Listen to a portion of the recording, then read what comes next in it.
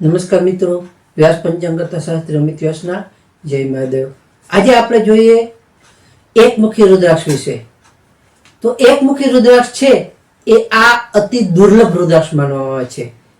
આ એકમુખી રુદ્રાક્ષના મુખ્ય દેવતા ભગવાન શિવ અને સૂર્યનારાયણને માનવામાં આવે છે। આ રુદ્રાક્ષને ગળામાં અથવા હાથમાં કાળી દોરીમાં પહેરવામાં આવે તો તે પહેરનારને શક્તિ, અધિકાર, સંપત્તિ અને જીવનની બધી સુવિધાઓ આપે છે। આ રુદ્રાક્ષ ખાસ કરીને ડોક્ટરો અને રાજકીય નેતાઓ માટે ખૂબ જ ફાયદાકારક માનવામાં આવે છે। તેની પૂજા કરવાથી ભક્તિ, મુક્તિ અને મનની શાંતિ તેમજ સારી એવી સમૃદ્ધિ આપણને પ્રાપ્ત થાય છે। આ રુદ્રાક્ષ પહેરનાર તેના પરિવાર માટે બધી મુશ્કેલીઓ દૂર થાય છે। ખાસ કરીને આ રુદ્રાક્ષ પહેરનાર શક્તિશાળી અને આદરણીય જીવન જીવી શકે છે। તે બધી સફળતાઓ અને અંતે મુક્તિ આપે છે। ખાસ કરીને આ રુદ્રાક્ષ પહેરવાથી સ્ત્રીઓ સંબંધિત રોગો આપણે જોઈએ તો જેમ કે હૃદયના રોગો, ચામડીના રોગો, પેટના રોગો વગેરેમાં સારી એવી રાહત આપે છે। આ સૌથી શુભ રુદ્રાક્ષ છે જે ગોળ, ચપટા અને અર્ધચંદ્ર આકારનો આવે છે।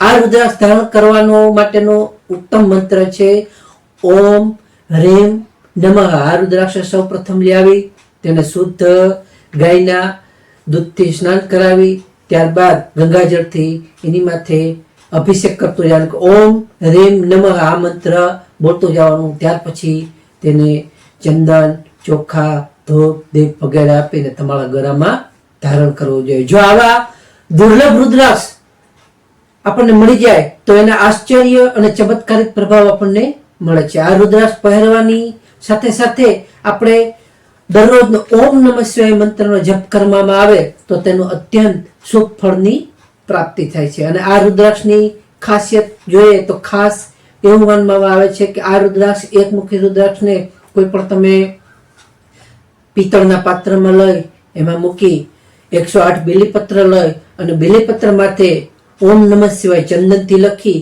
એ બેલીપત્ર રુદ્રાક્ષની ઉપર ચડાવી દેવાના।